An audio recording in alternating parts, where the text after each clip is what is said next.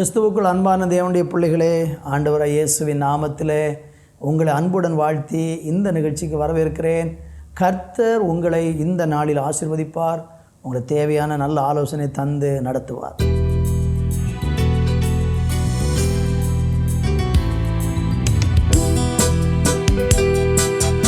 அனுதினமும் உம்மில் நான் வளர்ந்திடவே உம் அனுக்கிரகம் தர வேண்டுமே.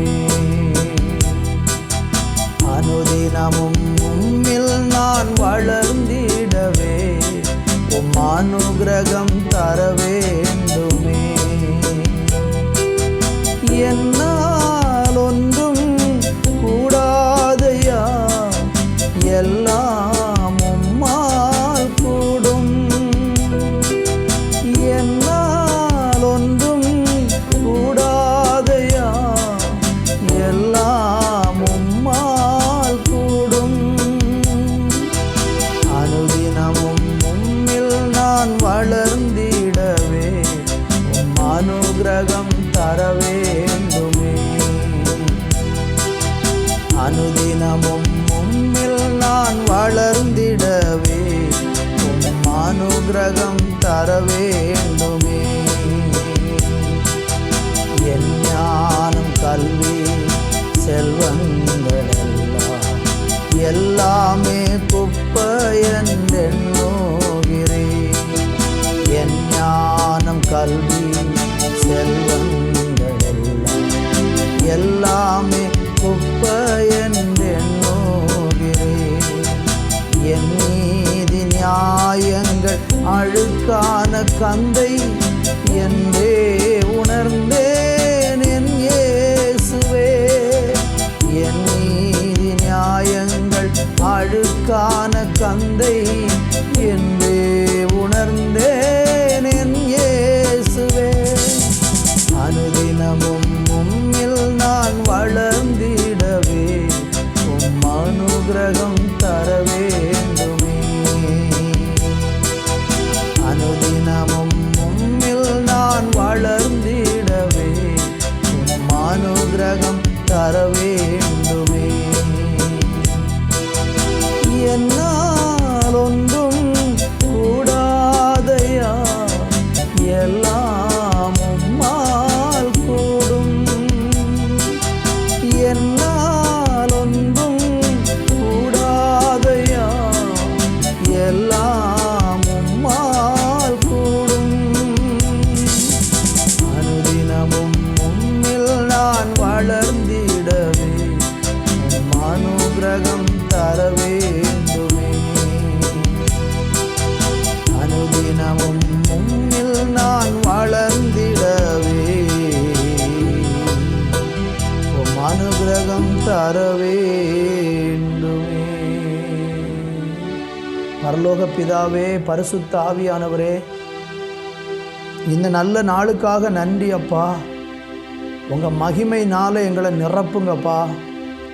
சிரசு முதல் பாதம் வரைக்கும் உங்கள் பரிசுத்த ஆவியின் மகிமை, உங்கள் பரிசுத்த ஆவியின் பிரசன்னம் ஆண்டவரே எங்களை எல்லாரையும் நிரப்பட்டும், எல்லாரையும் நிரப்பட்டும்.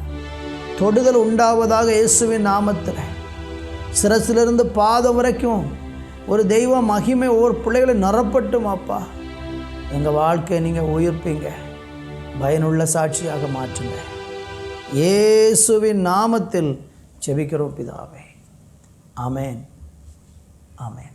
அன்பான தேவனுடைய பிள்ளைகளே, இந்த நாளில் நம்ம தியானிப்பதற்கு ஆதியாம் புஸ்தகம் 8ஆம் அதிகாரம் 1வது வசனம்.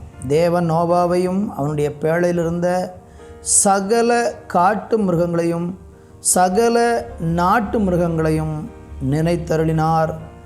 தேவன் பூமியின் மேல் காற்றை வீச பண்ணினார், அப்பொழுது ஜலம் அமர்ந்தது.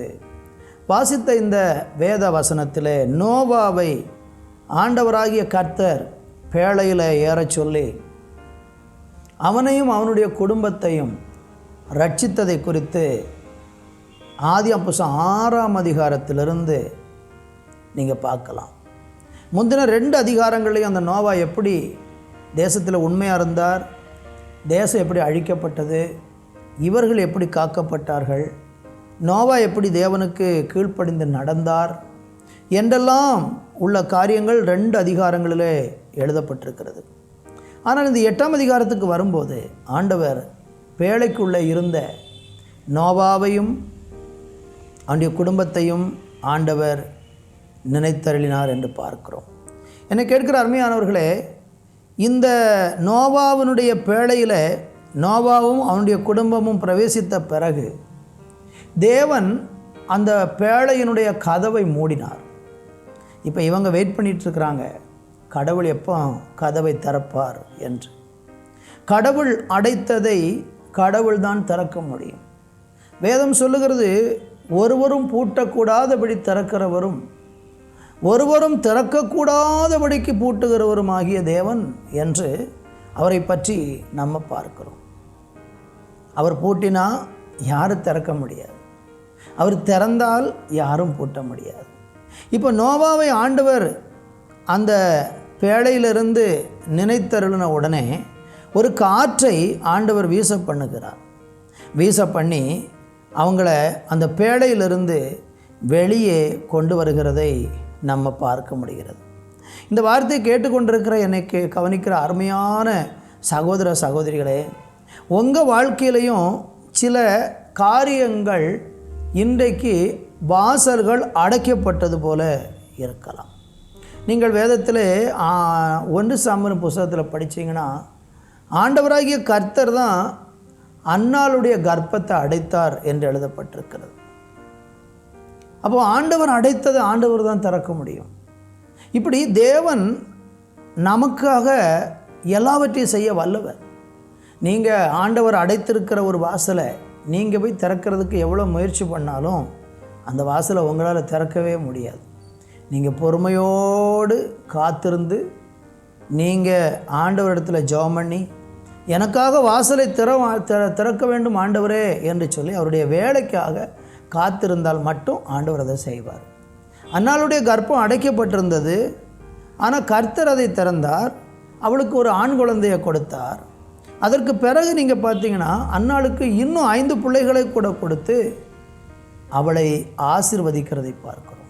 என்னை கேட்டுக்கொண்டிருக்கிற அருமையானவர்களே, உங்கள் வாழ்க்கையிலையும் இன்றைக்கி நீங்கள் அன்னாளை போல அடைக்கப்பட்ட ஒரு வாசல் உங்களுக்கு இன்றைக்கி இருக்கிறது என்றால், ஆண்டவராகிய தேவன் உங்களுக்காக வாசலை திறக்க வல்லவராக இருக்கிறார்.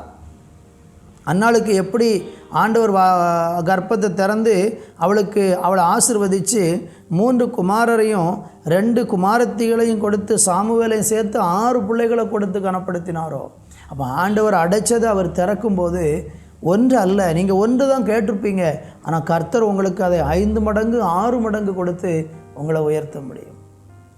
எனவே ஆண்டவரிடத்தில் உங்கள் அடைக்கப்பட்ட வாசல் திறப்பதற்காக தேவனிடத்தில் கேளுங்க. தேவனே, என் வாசலை அடைச்சிருக்கிறீங்க, எனக்கு அதை திறந்து கொடுங்க. பொருளாதாரத்தில் அடைக்கப்பட்ட ஒரு வாசல் உங்களுக்கு இருக்கிறதா? சரீரப்பிரகாரமாக ஒரு ஆரோக்கியம் இல்லாமல் உங்கள் சரீர பலவீனம் உண்டாகி நீங்கள் அடைக்கப்பட்ட நிலையில் இருக்கிறீங்களா? எந்த நிலையில் நீங்கள் அடைக்கப்பட்டிருந்தாலும் உங்களுக்கான ஒரு வழியும் ஒரு வாசலையும் இன்றைக்கு இயேசு திறக்க வல்லவராக இருக்கிறார். அதற்கு நீங்கள் செய்ய வேண்டியது ஒன்று தான். இப்போ நோவாவை ஆண்டவர் நினைவு கூர்ந்து அந்த நோவாவை ஆசீர்வதிக்கிறார். அந்த நோவாவை ஆசீர்வதிக்கிறதுக்கு என்ன காரணம் அப்படின்னா, அந்த நோவா தேவனுக்கு கீழ்ப்படிந்து நடந்தான். தேசத்துள்ளவங்க எல்லாரும் பாவத்தில் வாழ்ந்திருந்த போது நோவாவும் அவனுடைய குடும்பமும் மாத்திரம் தேவனுக்கு பயந்து தேவனை உண்மையாக சேவித்தாங்க. அவங்க குடும்பம் காக்கப்பட்டது. அவங்களுக்காக வாசலை திறந்தார், உங்களுக்கும் திறப்பார். நம்பிக்கையாக இருங்க, சோர்ந்து போயிடாதீங்க. இன்றைக்கு அதை செய்ய முடியும் ஆண்டவரால். அவர் திறந்த பிறகு யாரும் அதை அடைக்க முடியாது. அந்த வாசல் உங்களுக்காகவே திறக்கப்பட்டிருக்கும். அதை யாரும் உங்கள் வாழ்க்கையிலேருந்து அடைச்சி போடவே முடியாது. கர்த்தருக்கு மகிமை உண்டாகட்டும். எனவே நம்பிக்கையோடு தேவனை சேவிக்க உங்கள் வாழ்க்கையில் ஒப்பு கொடுங்க. நோவாவுக்கு எப்படி பேழையை திறந்து அவனை பெருக பண்ணினாரோ, அன்னாளை கற்பத்தை திறந்து அவளை பெருக பண்ணினாரோ, அதே போல உங்களுக்கும் செய்வார். தகப்பனே, உங்கள் அன்பு பிள்ளைகளுக்காக ஜெபிக்கிறேன். குழந்தை பாக்கியம் இல்லாமல் சில வருஷங்களாக அழுது கொண்டு இருக்கிற புலம்புகிற பிள்ளைகளுக்காக ஜெபிக்கிறேன். சில வழிகள் அடைக்கப்பட்டு கிடக்கிறது, எப்போ திறக்கும்னு சொல்லி காத்திருக்கிறாங்க ராஜா. உங்கள் பிள்ளைகளுக்கான வாசல் வழிகளை நீ திறந்தருளுவீராக. இயேசுவின் நாமத்தில் பிதாவே, ஆமென், ஆமென்.